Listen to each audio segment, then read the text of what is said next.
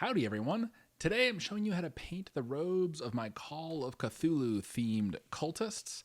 Now these are the modular cultists from my Cultist Miniatures Kickstarter campaign, which if you're watching this video when it's first coming out, it has just got a little longer left on it. It ends on Thursday, April 4th, so if you're watching this before then, you can still jump on and back the campaign. And if you're watching this after April 4th, you can still click the link below and jump on a late pledge or just order some miniatures, depending on how long after that it is. So the cool thing about these cultist miniatures is they can be used in lots of different ways. There's a bunch of different parts and pieces, I think over 60 different parts and pieces. And for this miniature today, we're using some of the parts, the add-on parts from the Call of Cthulhu themed set, which takes the basic robed bodies of the miniatures and adds on some more 20th century weaponry, along with the Cthulhu-themed arms and heads and stuff. Now the starting point for this miniature, as you can see, we're not starting with a bare plastic miniature.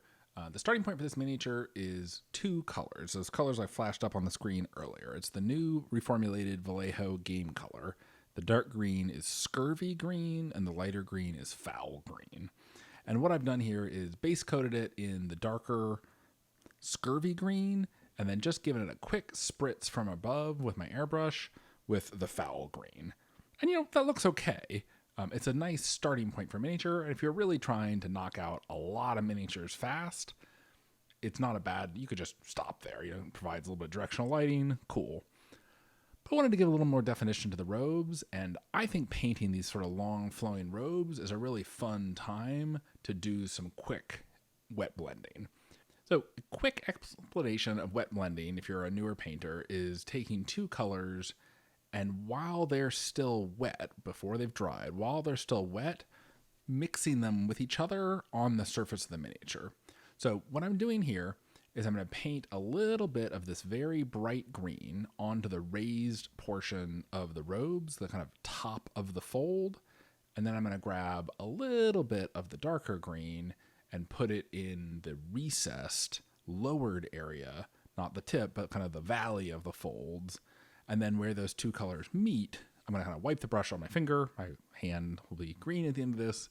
Wipe the tip of the brush off on my thumb, and then go back in, and where those two colors meet, just kind of mush them together to smooth out the transition. So let's start over here with another fold. We'll zoom in so you can see it in a little bit more detail. And I'm working on a wet palette for this because it does help to keep the paint hydrated. And wet blending is tough to do if your paint is at all dried out. So if you're planning to do some wet blending on the miniature, I would recommend jumping on some sort of wet palette. Could be a piece of parchment paper on top of a sponge, could be something like this, which is from Redgrass Games, I think. Whatever works. So I put my highlight on the top of the peak of the fold, and now I'm just putting a little bit of the darker green in the valley of the fold, like so. Wipe the brush off, and then where those two meet, just kind of mushing them together. Now, in that mushing, I lost a little bit of the very brightest bit on the peak, so you just grab a little more bright green and work that back onto the top. And then now I'm going to go down the next valley, down into the next valley, and I've already got a little bit of that bright green on the peak of the previous fold, so I can just kind of keep working that pattern of light, dark, alternating back and forth between peak and valley and peak and valley. And you can see that's a pretty quick way to really make the folds on a long flowing piece of cloth pop out with a pretty nice smooth highlight. This isn't going to win any Demon Awards. I'm not painstakingly making this a seamless blend, but with a little bit of practice, this actually can become a pretty fast way to highlight and shade your miniatures because it's all done at the same time in just a few minutes that it takes to go around the robes and do this. We're going to basically be done with the robes, and it can be a little faster than going back in with multiple highlighting and shading layers and waiting for it to dry and such. So just kind of going in, put down the dark, put down the light, and then kind of just blend them in, kind of mush them around. It's going to look basically, how it looks when it's wet is basically going to be how it looks when it dries. And so you can just kind of keep working at it. You can see on this one here, I didn't get it quite as quickly as I did the first time, but it's fine. You just grab the peak needs to be a little lighter, grab a little more of the light color, work it into the wet paint that's right below it. If the brightness starts going a little too far, you can grab a little of the dark and start from the valley again and go back up.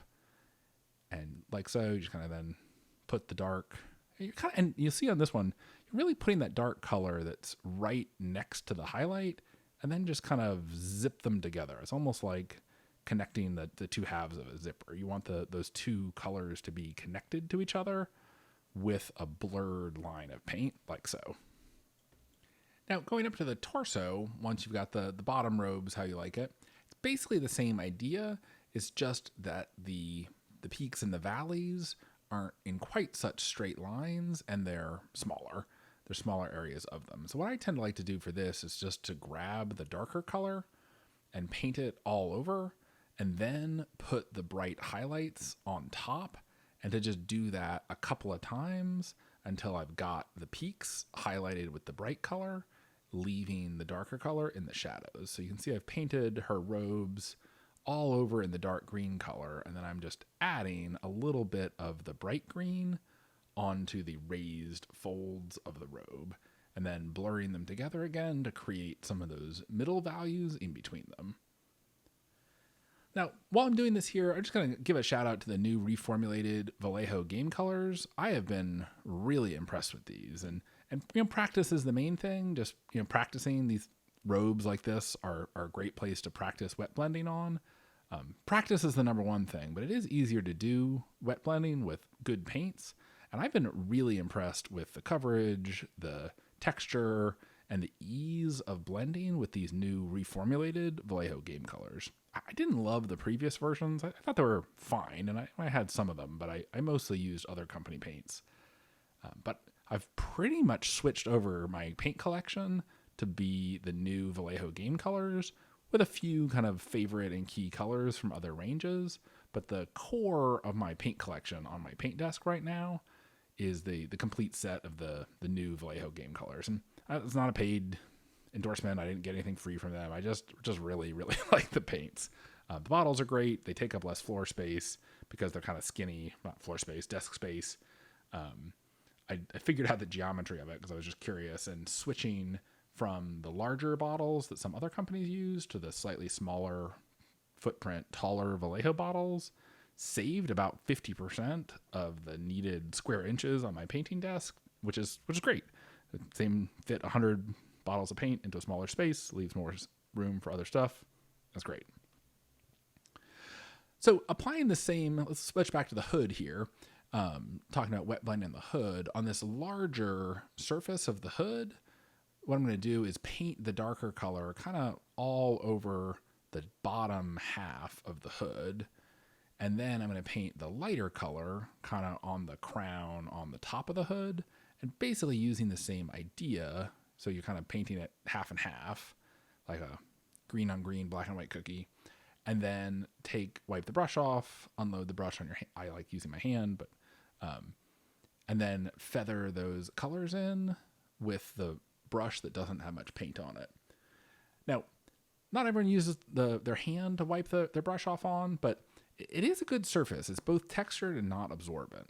If you're using like a paper towel or a cloth or something to wipe your brush off on, you can end up drying out the bristles, which makes it harder to blend the paints. If you wipe your brush on a wet palette, your bristles can, especially if you're using natural hair bristles like this brush, you can end up soaking up more water into the bristles as you get the paint off of it, which can make the brush a little wet, and you end up getting some pooling or diluting the paint too much, and that can cause issues. So to get kind of the right amount of paint on the brush, to take it almost all off, but just leave a teeny little bit, your hand is pretty good. A dry parchment paper or something like that isn't bad, but you generally don't want to use something that's too absorbent. And if you noticed just a second ago, I was getting a little bit more paint on my brush than I wanted.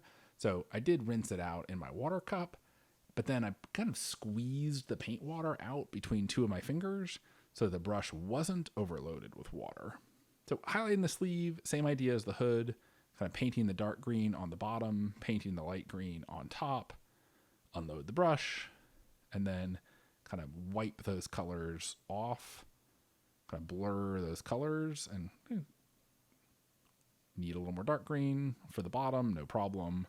Just kind of blurring those colors into each other to create the highlight on the sleeve such that the top of the sleeve is brighter than the bottom of the sleeve. So, quick story diversion. I had somebody watching me paint the other day doing something similar to this, and I said something like, yeah, I mean, once you get the hang of it, this is a pretty easy way, pretty quick way to shade and highlight a miniature. And they kind of sarcastically said, well, I mean, you make it look easy, but I don't think that's easy. And it's like, yeah, fair point. But one of the advantages of practicing this painting technique and getting some time with it under your belt is that once you get the hang of it, it is pretty quick to do. In some ways, I feel like this is not faster than putting contrast paint over a layer or something, but I don't think this takes that much longer than doing layered shades and highlights. And I prefer the results. So throw that out there. If it kind of looks easy, if you're watching a veteran painter paint and they make it look easy, it's because it has gotten easier for them. And I think that's maybe a reason to put a little time into practicing it so that it can become easier for you too. Now, I'm at heart an army painter. I want to produce a bunch of miniatures, and I don't want to spend that long doing each miniature. I want them to look good, but I'm not painting miniatures for competition. I'm painting game miniatures to use on the tabletop. So, keeping it easy, I do not want to wet blend every single tendril and tentacle on this model's arm. I don't want to wet blend on the face. I don't usually do that. So I use those wet blending techniques that we talked about in the first part of the video to do the big, broad, flat surfaces, which is great because it's both where the advantages of the smoother transitions of wet blending really show, and it's where it's easier to do it. Wet blending every highlight and shade on this face tentacles, that would be really hard. That would be time tedious. I'm not going to do that. So instead, what I'm doing is giving all of the skin areas a quick coat of ivory paint to prepare them to take some contrast paints. Because contrast paints are an awesome way to paint stuff quickly, or express paints or whatever sort of transparent contrast style paint you're using. Just a terrific way to paint small, detailed, textured areas quickly and get good results. So while we're waiting on that ivory to dry, which put on a good solid coat of, just do a couple other little base coats on the details of the miniatures. We're going to paint the rope belt here with some purple. Then we'll add a little bit of a silver steel highlight to the revolver to get that little base coat on that. And if there's a little bit of green left in the cracks, that's fine to have a little bit of a ghoulish green, in the cracks and reflections of the metal. Grab the brown of your choice. It's kind of a reddish brown. Give the gravel on the base a quick dry brush. I'd already hit this with a layer of a brown wash earlier after priming the model, just to darken it back down, and then we'll just lighten up the grit. And the grit here is the Jolly Lark Basic Basing Blend grit, which you can find on our online store. So hit that little bit of brown orange, bring a little bit of up on the edges of the robe just to add a little road dust to the edge of the robe. And then advantages of working with a wet palette. We've got the wet ivory on the palette and some of the purple from the belt on the palette. You can mix those together to create a quick light purple to highlight the belt with. And, I'm not doing any wet blending here. This is just a little poke of a lighter purple on the raised parts of the rope belt that's hanging down there, like so. Just a quick little highlight layer. On a detail this little purple, light purple, that's fine. So the ivory that we put on the face and the hands is still a little bit wet in the cracks. So we'll do a final highlight on the robes here by mixing up, grab that same ivory that we used to lighten the purple. We're gonna mix up an even brighter green. And this I'm not gonna blend in. It's just almost like an edge highlight. I'm just gonna put a teeny little bit of this very bright green on the uppermost peaks of some of the folds of the robe, on the torso and on the upper part of the lower body.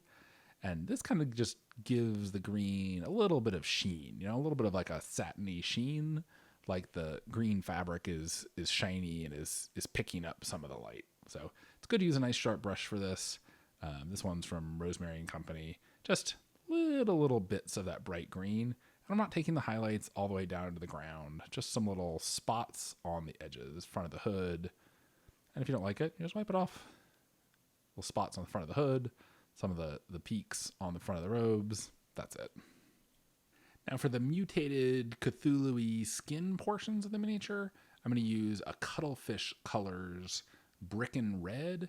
I wanted these to have kind of a wormy kind of skin tone adjacent color while still looking a little bit unnatural. And I like this color that's kind of a pinkish burgundy.